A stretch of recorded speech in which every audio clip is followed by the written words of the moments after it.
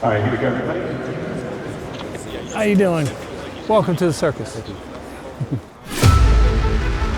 The Super Bowl halftime show is not only the biggest live performance for any artist, but it's become the biggest cultural touch point for America and for the world.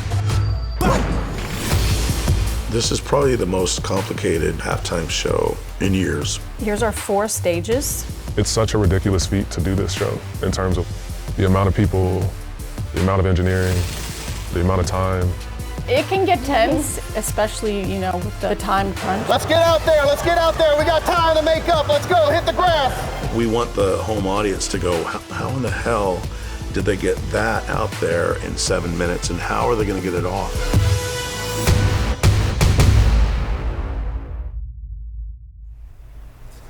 Where the hell are we? I'm Bruce Rogers, and I am the production designer for the Super Bowl halftime show. We're in Salem, Connecticut. So we moved here about 20 years ago.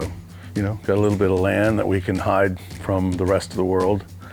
Yeah, we love it. We love it here. It's quiet. Welcome to the crib. When you look at the overall halftime show production team, there's the NFL, Rock Nation, and Kendrick's team, which is Dave Free. We're just a small part of that. We're the design and art direction entity of that production team. The name of the company is Tribe Inc. We do entertainment design for live shows, televised shows, events, pretty much everything live entertainment. This will be our 19th consecutive Super Bowl. I've got this cool model as an example, this Lady Gaga. She could go and perform in any one of these positions and put on moments of the show. What I love about the 18 that I've had a chance to work on is that it kind of runs the gambit. I mean, Beyonce, Tom Petty. The Who was a design that I'm proud of, and it was super high tech. Prince, going way back to my first one, people think that was the best one ever. Rihanna's halftime show, real grass and very sensitive field, so we needed to stay off of it. The flying pieces really made the mark of that performance. Shelley and I have been working together doing design and art direction for almost 28 years, I think. And my daughter Lily has joined the fray, and she is now a fully fledged art director. She's been on 5 or 6 of these Super Bowls. It can be tense sometimes, but we're all working together for the same goal. We do the work we do because we love it.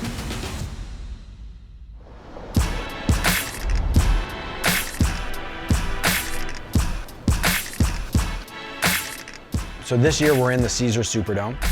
It is a great city for hosting a Super Bowl. It is a venue that creates a lot of additional opportunities that we might not get in other places. We've started as early as possible, where we will go and do site surveys. Hey, how you doing? Good. Good to see you. Hey, how are you? We go early so that we can identify what the lay of the land is. The Superdome was honestly a blessing because it was indoors. It had turf, not having to battle sunlight or grass, being a lot more sensitive. Things like the HVAC system and things you wouldn't think would come into play, but they start to affect the creative. Bruce, good to see you, buddy. Hey, man. How are you, buddy? All right, we'll see you in there. Yeah, perfect. Everybody, we're gonna get started. Obviously, the great news is that we have an artist confirmed that's been announced. This year was the earliest that we've ever announcing this opening Sunday, a kickoff weekend. Kendrick Lamar has been officially confirmed as the headliner for Super Bowl 59 Apple Music halftime show down in the Bayou. So that allows us to have Kendrick and his team from week 1 be able to not only start thinking about this in the creative of the show, but we can speak about it openly. We know who we're working with, what we're driving to, and we can obviously use his name. But in terms of any of the details of the show, number of carts, scope of it, expectations on creative, camera positions, all of that, that really will be in the days and weeks to follow coming out of this. Part of my job here is to work on the creative side with the artist camp, but also work with the field ops for the NFL, Nick Pappas and team. So Nick, obviously we all know, head groundskeeper here. Our job is to go and present to Nick on what we're trying to bring out onto the field, and his job is to make sure that the athletes have a perfect professional field to play on. While we're building the show, it's always checking back with football, checking back with the stadium to make sure that we're not interrupting or impacting the game itself. Where we can limit runs, true stage runs on and off. I don't know, I know we went, I think, one on and off most last year. I think we can get to a point where we can do 2 on and offs from a stage perspective this year. As we always say, no field, no game, no show. So we have to protect the field, and he is field protector number 1. And what you're essentially trying to minimize is the amount of time that the carts or the big field casts are sitting on. Ideally, yeah. The venue and how it's configured plays a big part in what we can pull off. I think what I love about this room is starts with this ceiling, and it really does feel like a high space. I think we should take advantage of that and do as many 360 effects and camera shots as possible. His show, his arena show, is pretty kind of played in a 360 way. So I know he loves that. He loves interacting with everybody from the middle of the room. Bruce Rogers and his team starting to really look at the building. What are the unique opportunities? What are the unique challenges? What are the restrictions we know we're gonna have to work around? And what are some of the base level plans we can set before we even know the direction of the show?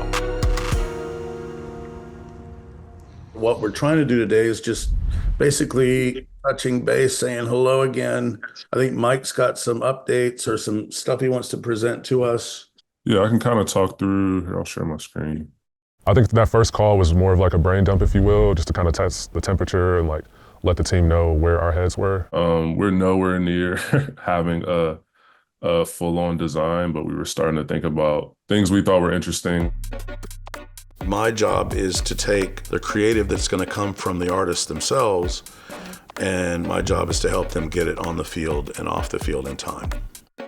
I think what's great about Bruce is he's like an encyclopedia because he's done this so many times. You might remember that it's we have one tunnel, and it's at the south end zone, and it's the one that heads straight for the goal line. For the goal post. So we have to split left and right in order to get in something to the scale that we're after. It was great to have Bruce as a sounding board and a partner to really, make sure we were on the right track from a logistical standpoint and just a feasibility standpoint. Anyone that's seen Kendrick, there's always this like desire to have an element of theatrics. He's never just gonna hop on stage and start singing. We have so much room and latitude to, really push this in a cinematic space. The challenge that we have is you don't want to limit the scope of the ambition. And you don't want an artist and a creative team to go in thinking about all the things they can't do.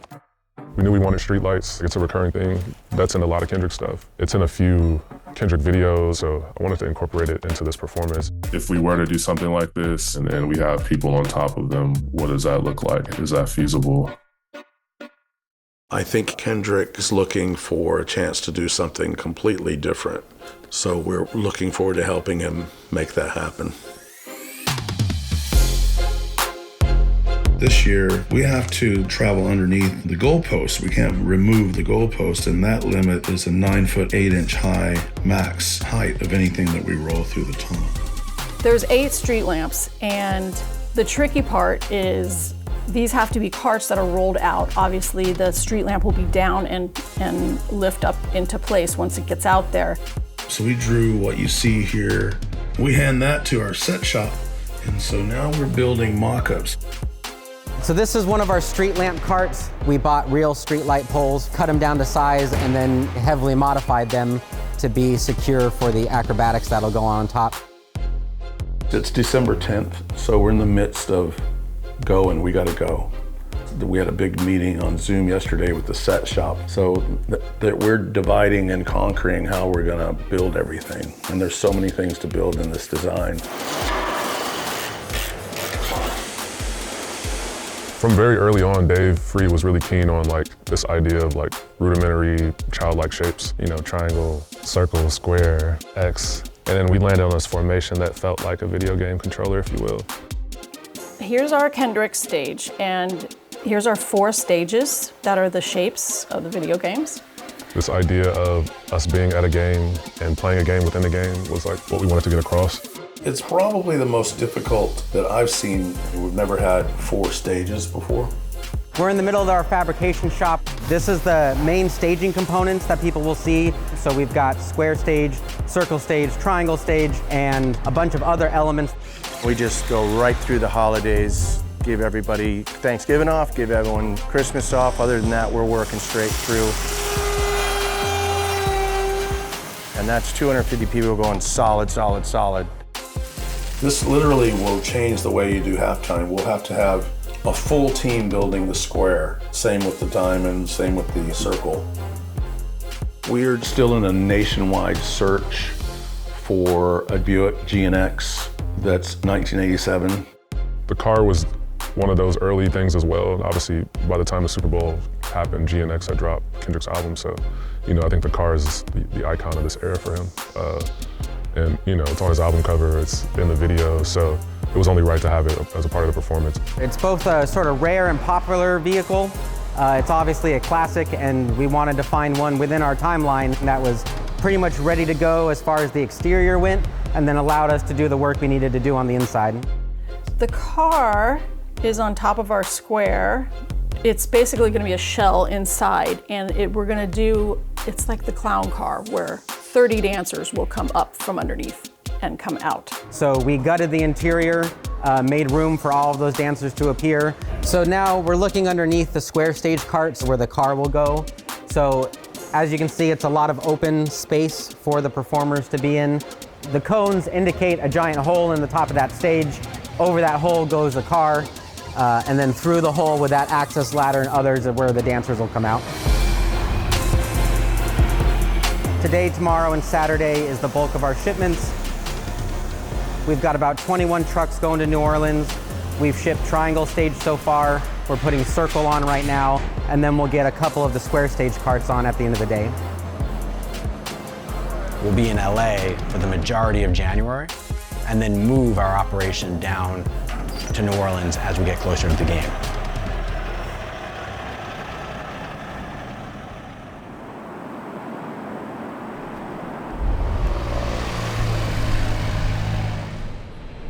Well, what we've got, I'll use my poker, my craps table. We're building, basically, this is like 5 stages in one. A little bit of each one is in the lineup. And so it's all about docking order. What do we do with it once we get on the field? Information changes quick. Like today, we changed the lineup by moving things around, so it helps us work out routes and stuff. It's a huge tool to the process. Hello, happy Wednesday. We use, as a ballpark figure, 10 field team members per piece. So, it became obvious to us probably back in early December that we're gonna need about 500 people to move all this stuff from the tent to the lineup and in place on the field. Let's just zoom in on like the lamp posts. There's 8 lamp posts that are sprinkled in throughout, right? And so they end up coming in and ending up in the middle of the field. Up here you'll see them, that's these guys here, these coming down the numbers.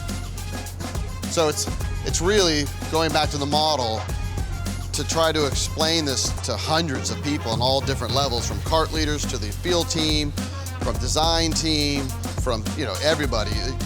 They always come in here, we're always kind of giving them the latest because we're very liquid as far as how we change things. There's almost an undetermined number of things that could go wrong. It's a very sophisticated process to come onto the field. It's a work of 3 or 4 months, doing this, doing that, changing this, changing that. It's just constant. I think we're currently around 50 carts, I believe, and if you just line the train up, it's a 1/4 mile. And so if you're at the tail end of the train, you hear go and you just walk without stopping, it still takes you 5 minutes just to get to the goalposts.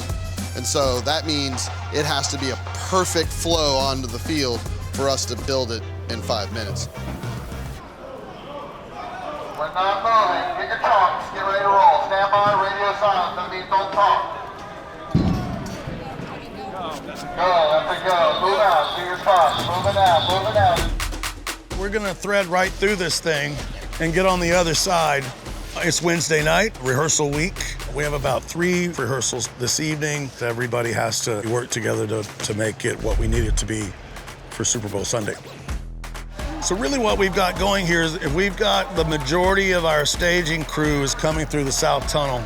So the way the install is designed is the square that you'll see in the set design has to make it all the way to that corner. So the first carts that come in are mainly the square staging and a couple of these street lights. What's the time you've got? So 4 minutes so far. We're clocking in around 12, 13 minutes right now with cameras and crew, and we really need to be at 8 or below. So we've got a few minutes that we still need to shave as we learn how to finesse the in and out so we can make our time. Body nice and easy over the hill. Watch your goal, folks. Watch the step. Shelly and Lily have a very important job, and that is wrangling with our other art directors to make sure that all the detail is really as perfect as possible. Make sure it's flush to the top and at the corner. There you go.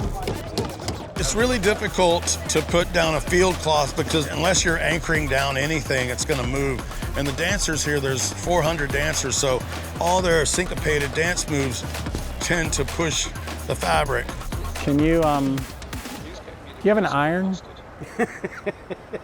If you had an iron, steamer. If you had a steamer, to just run out there and steam that tarp out a little bit. My name is Jesse Collins. I'm one of the executive producers of the Super Bowl halftime show. We are focusing on creatively, got a lot of elements in this show, a lot of choreography, got to make sure that everything's lit properly. It's really just finding all the trouble spots and really trying to hone those in. So we really need to get it right tonight. Hey Rita, how you doing? Welcome to the circus. The great thing about being in the Superdome is that we can be here at 10 o'clock at night and it's going to look exactly the same as it does at 1 o'clock in the afternoon. So we can dial in our lighting conditions and everything else and know it's going to look the same way on February 9th. So when y'all load in, we're also going to put the stairs over here. Okay. Okay, you how it is in there. Small, okay? No, it's very small. As soon as you walk in, you're like this. You know what I mean? Sure. Yeah. Thanks, guys. Done. All the elements got to come together tonight. And for me, it's working with everybody and trying to create an environment for everybody to use their superpowers.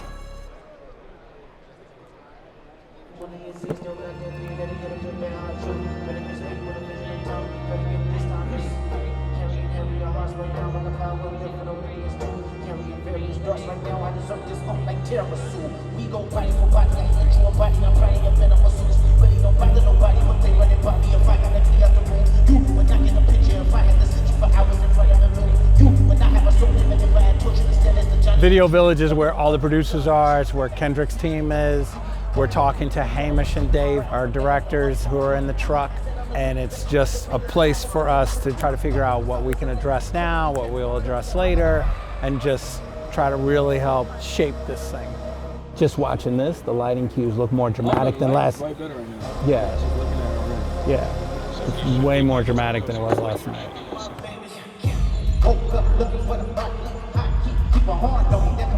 You know, when you get there the first day, you're like, oh, this is large. Like, when you see it in real life, it's like, you know, it sets in for real. So we were able to, you know, see what ideas still worked in rehearsals in terms of like, is it realistic for him to go back and forth this many times? Is it realistic for this amount of people to be on this size of the stage? What I didn't really fully expect was the amount of performers that we're putting on each of the stages. You know, we call the engineer and we let him do a quick calculation, and we're in a safe zone with our performers, which is super important.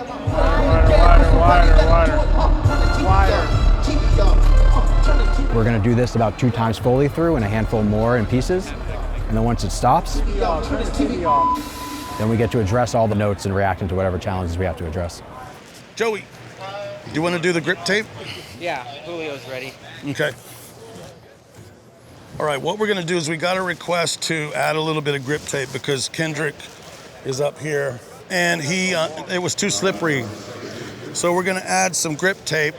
Yep, do the outer edges and right down the middle, and then we'll see if he wants more. Here we go. And that's the food? Okay. In 5, 4, 3, 2, 1. We were granted permission to use pyro inside the building for the first time in 7 years. We were really relying on evac systems, and we found that it's not taking the smoke out enough. So we can't take a chance on the third quarter coming in and it being hazy and smoky.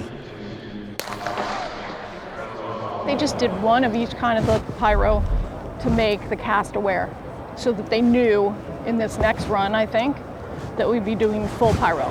All right, everybody, here we go. Let's clear the field up. Everyone who's involved, here we go. This is a close rehearsal, everybody. Goalkeeper. Beat up the light.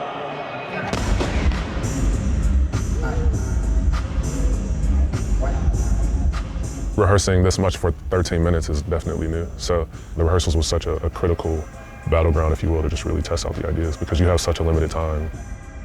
My hope is that we get to just sit down, watch a great first half of football, knowing and trusting that these rehearsals are the reason why on Sunday it will be great. And so ideally, it's the stress and the running around, the hard work on these nights. So when we come in on Sunday, it's really just a matter of coming in, doing exactly what we rehearsed, and executing.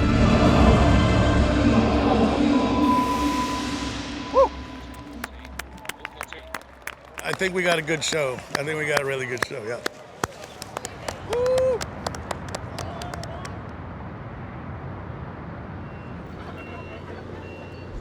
That morning, you're checking in with everybody, making sure everybody's feeling good. Hey, good morning. How we doing? Happy show day, guys. Any change in the lineup? No, that's his dress rehearsal. We're locked and loaded. Okay, cool. Yeah. All right, we could not do this without you guys and everybody here, so thank you very much. So we'll stick around. All right. We welcome you to New Orleans. Always a party atmosphere here. Super Bowl 59, and we are ready to go. Give me a game day hug, all of y'all. Great job. Thank you, man. Thank you. Can I borrow like $1,000? I want to get a hoodie. Easy. I didn't sleep very good. I woke up 2 or 3 times through the night, just keeping an eye on changes that might happen through the day. One of the notes I got was to try to camouflage the car, the GNX car, so when it's rolling in, people don't automatically go, oh, that's a GNX. The Chiefs are making their way onto the field here at the Superdome. Outside in the compound, our halftime team is getting ready. We're making all of our checks on cameras and tech.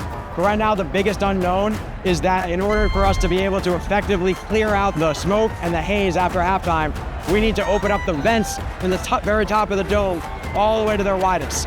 But currently, there's potential weather rolling through here, and if that's the case, we're gonna have to close those vents. And if those vents are closed, we're gonna have to significantly reduce the haze, the pyro, and the smoke in our show. So we are watching the weather map, making sure that we can keep those vents open and we can keep the show that we've rehearsed. These players itching to get going. Glad to have you aboard. Super Bowl 59. Here we go.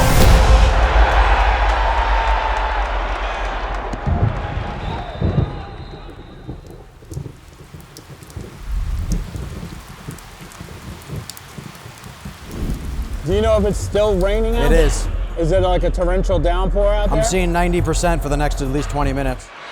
That takes us to the end of the first. 7-0 Eagles after 1. Super Bowl 59. Before you know it, you have to start lining things up. And so that's where you have to be prepared to go as soon as that game starts and really just relying on everything that we've practiced during the week. Let's get all of the cart leaders. Let's get LP1, S1, S2, S3, LP8. Let's get them all right here. Well, the rain impacts a little bit of the safety with the ramp. People slip, and so that's our big concern with that. Plus protecting the set. So everything was tarped. All carts have their own tarps. 2 minutes to go in this first half and up 17-0. The only hiccup with that is, do we untarp at 30 seconds? Do we do it at 1 minute? Let's stop right there and let's get the tarp off. Let's lose the tarp right here, guys. Let's lose the tarp. That was the hardest part, was just waiting, watching the clock, thinking you're about to go, and there's an injury or there's a timeout. And the Chiefs will call a timeout. You know, that 2 minutes turns into 30. I talked to Peter about the question about half haze. He said he's comfortable with it, but we really got to be diligent. Butterflies, a lot of butterflies, a lot of nervousness, a lot of adrenaline, but there's a lot of happiness and camaraderie. Hey there, LPA, the best cart ever. But it's a serious few minutes before the show starts. Hurts lets it go, complete A.J. Brown, he's in, touchdown, Eagles. Clock's moving. There's a handful of carts that are going to be outside when we begin, and it just is bringing in a lot of moisture and wet. I think I was the most concerned about the stage being slippery, and you know, before the show you can hear Kendrick talking on the mic being like, hey, the stage is wet. So we all have towels, so we're gonna dry everything off. Copy that. I am in position. And they will run out the clock and head for the locker room as the seconds tick away. 10, 9, 8, 7. Everybody should be at their carts. We should be on a standby to stand by. Stay tuned for the Jeep halftime and catch Kendrick Lamar, the top of his game, the Apple Music Super Bowl 59 halftime show. That's all coming up next. Watch your step and move out. Move out.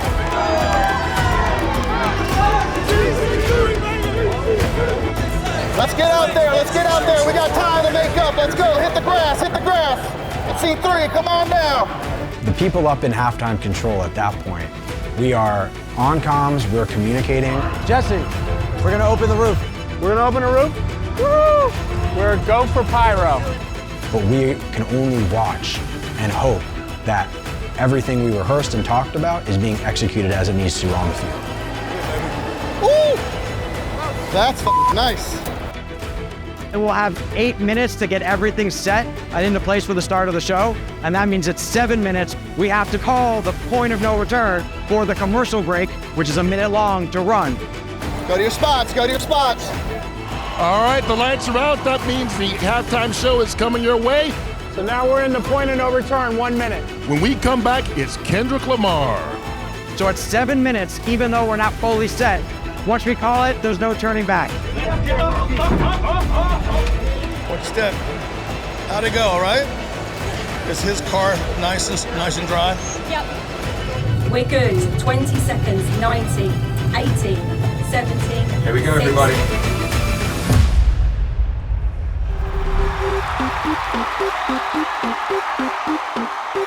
The energy only circulate through us. Everybody must be judged. But this time, God only favoring us. 20 years in, still got that pen dedicated to bare hard truth. Etiquette speak with a vigilant tongue. Predicate this time is I'm carrying heavier hearts right now, like a power lift with Olympians too. Carrying various darts right now. I deserve this like tiramisu. We go body for body. I hand you a body. I'm probably a better masseuse. Really don't bother nobody, but they running by me if I got to clear out the room. I said I'm the greatest back when you debated the number 1 and number 2. Topic was always hilarious to me. You carried them to me. I brought out the face. There's going to be about 85,000 people in the stadium watching the game and 130 million that are watching it on TV. The fans that are there for the most premium sports and entertainment experience that exists on earth, and we need to deliver on that. There's a lot of people watching us expecting the best. We don't want to walk away after this show and think that we didn't really pull off the best thing possible. That's what I'm talking about. That's what America wants. For the last 3 months, there's been pictures of all of these things. So now to see the street lights and to see the car and the steps and the red plexi room, all these things were just ideas. And now they are physical pieces of scenery. So Bruce and Dave and Mike and Shelley and the whole team, we're seeing it all in real life.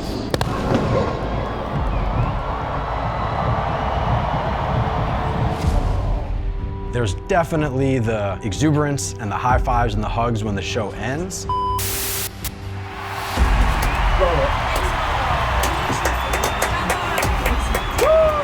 But we as a team can't celebrate until the last cart is off the field. All right, back to your carts.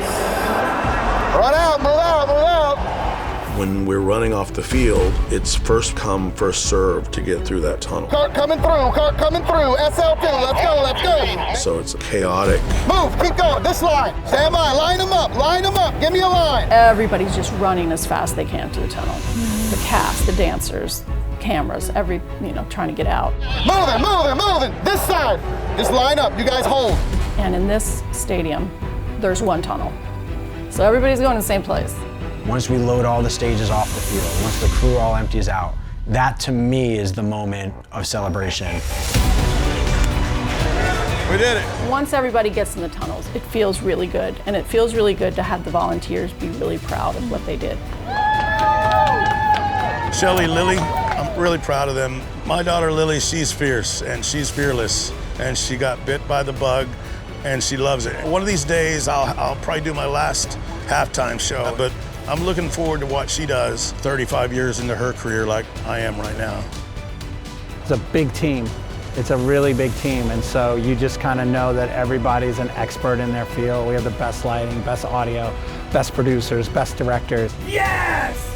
For me, it's just all gratitude. I'm just grateful for the opportunity to be able to design and create on such a high level and a large platform. There's so many things you can learn by doing things with a massive professional production team. Woo! Amazing. If you can pull off what we're able to pull off, then you can pretty much feel confident that you can do anything. I got an Academy Award. Those are Emmys. Little baby Emmys. Hey, dude. Good job. Again. Yep. Appreciate it. Congratulations. I have a tradition where as soon as it's over, I step out, call my mom. Well, did you get to watch? She's 80-something years old. She goes, oh yeah, the halftime show is better than the game. I'm glad you got to see it. I love you. It is an exhausting process and it's stressful, but what I find is that when you work on this show, we all come together to be a part of the team that knows if you're successful, if you do it right, we get to win the Super Bowl. I want to thank the Doug Cook Academy of Television Staging, the school of getting a lot of shit on the field in a short amount of time.